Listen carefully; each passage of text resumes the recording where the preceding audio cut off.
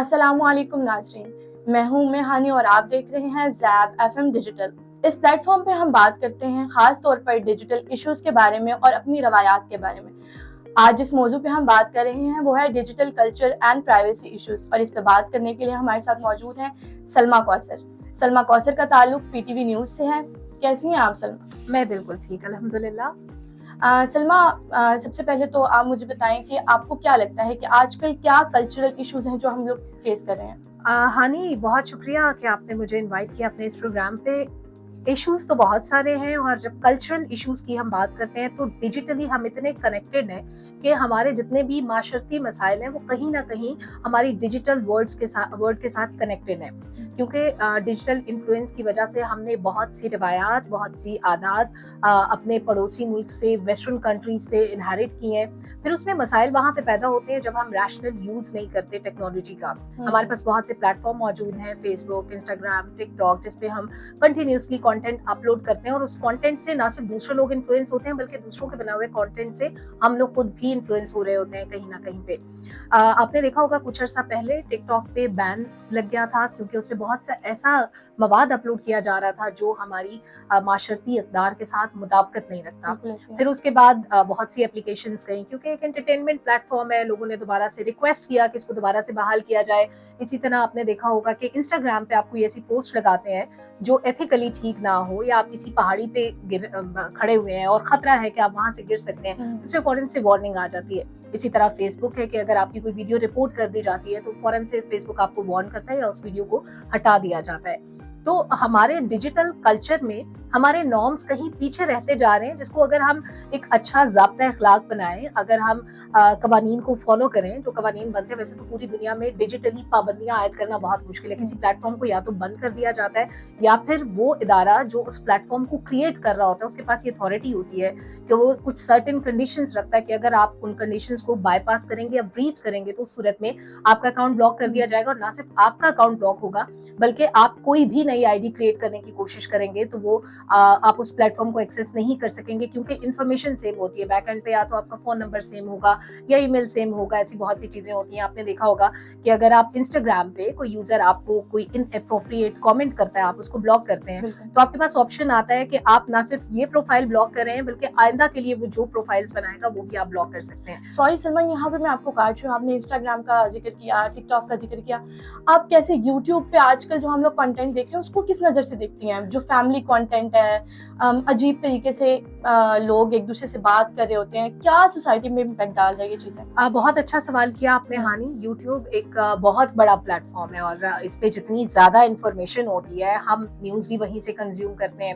Family ویلاگرز پہ آپ کا جو مین کنسرن ہے، جو ہمارے معاشرے میں اس میں ایک ڈیوائڈ موجود ہے۔ کچھ لوگ سمجھتے ہیں کہ ٹھیک ہے، کسی کی فیملی ہے، اس کی ثوابدید ہے، وہ دکھائے یا نہ دکھائے، کیونکہ پاکستان اسلامی جمہوریہ پاکستان ہے، تو یہاں پہ ویسے تو جس طرح سے فیملی کلچر دکھایا جاتا ہے اور جس طرح بیڈ روم کے شارٹس دکھائے جاتے ہیں، بہت سی ایسی چیزیں ہوتی ہیں جو قابل اعتراض ہوتی ہیں، جو پسند نہیں کی جاتی اور ہونی بھی نہیں چاہیے، لیکن اس کو دکھایا جاتا ہے انفارچونیٹلی۔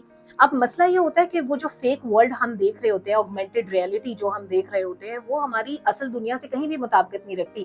ہر دوسرے گھر میں لڑائی اس لیے ہے کہ ڈکی بھائی نے اپنی بیوی کو نئی کار لے کے دی ہے تو ہمیں بھی چاہیے۔ ہر دوسرے گھر میں لڑائی اس لیے ہے کہ کمل کو اس کے ہسبینڈ نے کوئی ڈائمنڈ رنگ گفٹ کی ہے، تو ہمارے معاشرے کی ایک عام گھر میں بیٹھی خاتون سمجھتی ہے کہ اس کو بھی وہ ڈائمنڈ رنگ چاہیے۔ اسی طرح سے اگر آپ باقی انفلوئنسرز کو دیکھ لیں تو یہ ہر دوسرے گھر کی کہانی ہے کہ آپ کسی کو بیٹھے ہوئے جب تقریر کرتے دیکھ رہے ہیں، اس کا بیک گراؤنڈ بڑا اچھا ہے، اس کا گھر بڑا مینجڈ ہے، تو ریئلٹی میں ضروری نہیں ہے کہ وہ گھر اتنا ہی مینجڈ ہوگا۔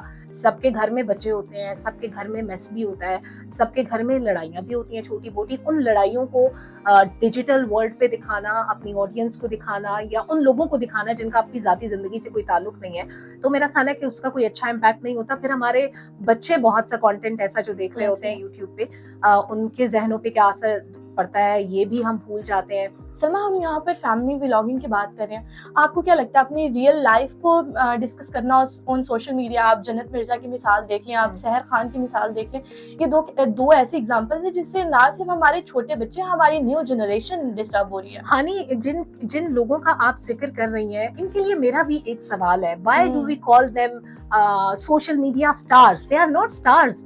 وہ ناچ گانے سے یا تھوڑی واک دکھا کے اگر وہ کوئی آڈینس گراب کرتے ہیں، اس میں کوئی دو رائے نہیں ہے کہ ان کی بہت بڑی آڈینس ہے. ملینز کی تعداد میں لوگ ہیں جو جنت مرزا کو بھی دیکھتے ہیں، جو اس طرح کے ٹک ٹاکرز کو دیکھتے ہیں، جو صرف واک کرتے ہیں، جو صرف ناچ گانا کرتے ہیں، ڈولی کو دیکھ لیں اور اس لیے ان کو فالو کرتے ہیں. لیکن کیا ان کا ہر ایکشن، ان کا ہر وہ لباس جو پہنا ہوتا ہے، ہر وہ کام جو وہ لوگ کرتے ہیں، کیا ہم اپنے معاشرے کی خواتین کو کرتے ہوئے دیکھ سکتے ہیں یا کرنے کی اجازت دینا چاہتے ہیں؟ یا ہمارے گھروں میں ہمارے باپ بھائی چاہتے ہیں کہ ہم وہ چیزیں فالو کریں؟ اور اگر ہم نہیں چاہتے تو دیٹ مینس کہ یہ کچھ ایسا ہے جو ٹھیک نہیں ہے، جو غلط ہے، لیکن ہم اس کے ساتھ اتنا امیون ہو چکے ہیں کہ شاید اب ہمیں دیکھنے میں اچھا لگتا ہے لیکن ہم اپنی خواتین کو وہ کرتے ہوئے نہیں دیکھنا چاہتے. اور پھر جب می ٹو جیسی کیمپینز چلتی ہیں تو کہا جاتا ہے کہ یہ خواتین جو سوشل میڈیا پہ ہے، جن کو بہت منہ پھٹ کہا جاتا ہے، اگر اپنے رائٹس کے لیے آواز اٹھائیں تو کوئی بری بات نہیں ہے. ہاں، آواز اٹھانے کے لیے کوئی دائرہ کار ہونا چاہیے. آپ کس مذہب کو فالو کرتے ہیں، کس تہذیب کو فالو کرتے ہیں، کس ملک میں رہتے ہیں، اس ملک کے قوانین کیا کہتے ہیں، اس میں اسلامی قوانین کیا ہے، فوجداری قوانین کیا کہتے ہیں، آپ کا رائٹ آف پراپرٹی کیا ہے. یہ ساری چیزیں دیکھتے ہوئے اگر کوئی تہذیب کے دائرے میں رہتے ہوئے ان تمام چیزوں کو مد نظر رکھتے ہوئے کوئی اپنے حق کے لیے آواز اٹھاتا ہے، اگر کسی خاتون کو اپنے باپ کی وراثت میں حصہ چاہیے اور وہ آواز اٹھائے تو ہم اس کو می ٹو کے ساتھ ٹیگ کر کے برا نہیں کہہ سکتے. وہ اس کا حق ہے، اس کو آواز اٹھانی چاہیے. تو ہمیں ڈفرینشیٹ کرنا بہت ضروری ہے کہ یہ جو انفلوئنسرز جن کو ہم نے سٹار بنا دیا، کیا یہ ہمارے ریئل سٹارز ہیں؟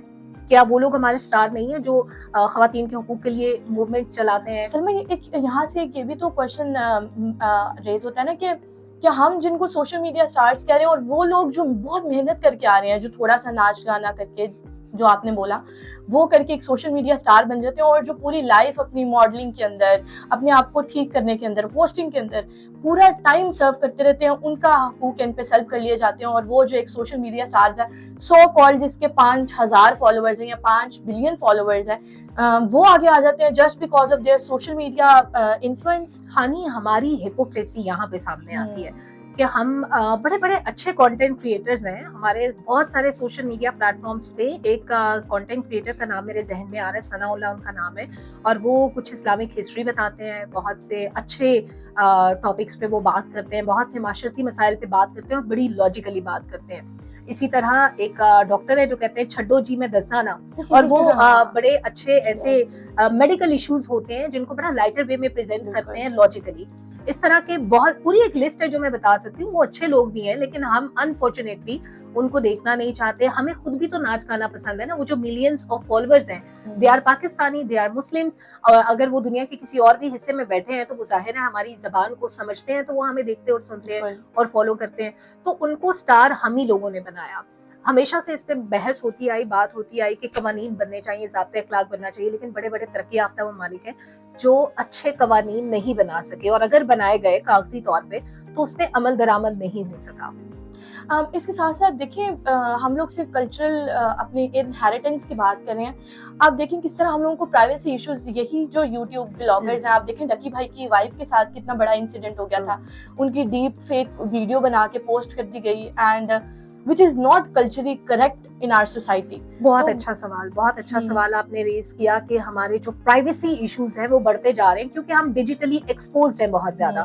تو سب سے جو پہلا کام ہم غلط کرتے ہیں، ہمیں بار بار ہماری جو سائبر ونگ ہوتا ہے اس کی طرف سے انٹیمیٹ بھی کیا جاتا ہے، بتایا بھی جاتا ہے کہ ہمیں اپنے فون میں اپنی کوئی ایسی تصاویر نہیں رکھنی جو رکھنے کے قابل نہ ہو، یا بعد میں لوگ کہتے ہیں کہ یہ ہم نے اپنے لیے بنائی تھی. اپنے لیے بھی نہیں رکھ سکتے. آپ کا فون ایک ایسی ڈیوائس ہے جس کا کیمرہ، جس کا مائک کسی بھی وقت کسی بھی جگہ ایکسیس کیا جا سکتا ہے، اور پھر جب آپ فون سیل کر دیتے ہیں تو وہ جو آپ کا ڈیلیٹڈ ڈیٹا ہوتا ہے وہ ریٹریو ہو سکتا ہے بڑا بآسانی. تو پہلی بات تو یہ زندگی میں شامل کر لیں کہ آپ نے کبھی بھی اپنے فون میں اپنا کچھ پرسنل ڈیٹا نہیں رکھنا. دوسری سب سے امپورٹنٹ بات کہ ہماری جو سرویلنس ہے وہ ہر وقت جاری رہتی ہے. ہمارے پاس جو ڈیٹا مائنرز ہوتے ہیں وہ ہم جہاں بھی ویب سائٹ پہ ڈیٹا فل کرتے ہیں، اپنا نام، ای میل، پاس ورڈ، وٹ ایور، وہ کہیں نہ کہیں پہ ہمارا ڈیٹا جا رہا ہوتا ہے. تو بہت چانسز ہوتے ہیں اس کے لیک ہونے کے. تو اس کے لیے وہ جو 2 فیکٹر اوتھینٹیکیشن ہوتی ہے، دیٹ از ویری امپورٹنٹ، جو آپ کو بہت سے پلیٹ فارم مہیا کرتے ہیں، وہ آپ نے رکھنی ہے. آپ نے اپنا ڈیٹا سیو نہیں کرنا ڈفرینٹ ویب سائٹس پہ، تاکہ اس کو کل کو آپ نے دیکھا ہوگا کچھ عرصہ پہلے ایک اسکینڈل آیا تھا کہ ہم جو کارڈ سویپ کرتے ہیں کسی بھی مشین پہ جا کے، وہ کوئی 20 لاکھ پاکستانیوں کا ڈیٹا لیک ہو گیا تھا. تو اس ڈیٹا کے تھرو کیا ہوتا ہے، آپ کے اکاؤنٹ سے لاکھوں ہزاروں روپے چلے جاتے ہیں اور آپ کو پتہ بھی نہیں چلتا. یہ بہت امپورٹنٹ ہوتا ہے. پھر اس کے بعد जो सर्विलेंस है उसमें बच्चों का एक्सपोजर जो है वो उस पर कड़ी नज़र रखने की ज़रूरत है कि हम बहुत सा कंटेंट ऐसा है जो अपने बच्चों को नहीं दिखाना चाहते या जिस पे PG-18 लिखा होता है, लेकिन जब ऐड आता है किसी भी यूट्यूब वीडियो पे या इवन आप फेसबुक देख रहे हैं उस पर भी जब ऐड आता है तो वो आपके कंट्रोल में नहीं है, वो आपका बच्चा देख रहा है, कोई भी यूज कर रहा है तो वो उसको जरूर नजर आएगा। सलमा, किस तरह हम नजर रख सकते हैं? हमें तो नहीं पता कि बच्चा जब बैठा हुआ मोबाइल पूरा दिन स्क्रॉल कर रहा है, हमें क्या पता वो क्या देख रहा है। बच्चों के लिए माँ बाप को बिल्कुल बड़ा सख्त चेक रखना चाहिए अपने बच्चों के ऊपर, और बच्चों के लिए यूट्यूब का एक स्पेसिफिक प्लेटफॉर्म है that is called YouTube for kids. तो अगर आप किड्स यूट्यूब डाउनलोड कर देते हैं आपके बच्चे को तो उसके पास वही कंटेंट आएगा जो उसकी एज से मुताबिक रखता होगा, पहली चीज। दूसरी बात ये कि ये टिकटॉक, इंस्टाग्राम ये छोटे बच्चों के लिए नहीं है, यहाँ पे वो कुछ भी दुनिया भर में एक्सेस कर सकते हैं, this is not good.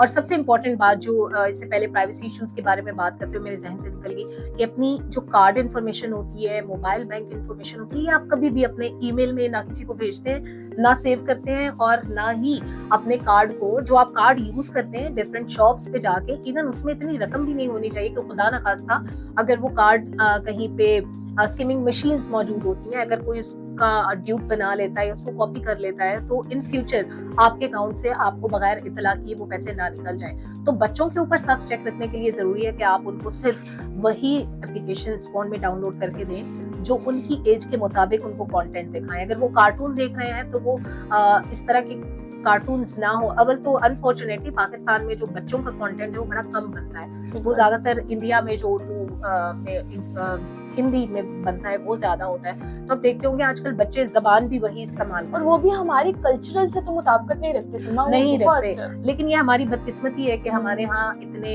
Content creators बच्चों के लिए नहीं है और इतने अच्छे बड़े प्लेटफॉर्म बच्चों के लिए मौजूद नहीं है। इसमें हमें मजीद काम करने की जरूरत है, बच्चों के लिए मजीद एप्लीकेशंस बनाए, मजीद एंटरटेनमेंट स्टफ प्रोवाइड करें अपने बच्चों को।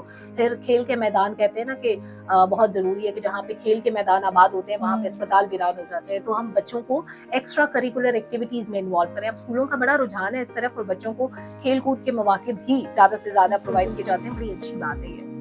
Thank you so much Salma, it's a pleasure meeting with you, इतनी अच्छी बातें। और तो नाजरीन, यहाँ से मैं आपसे इजाज़त लेती हूँ। Please subscribe our YouTube channel Zeb FM digital and Umme honey signing off. Thank you.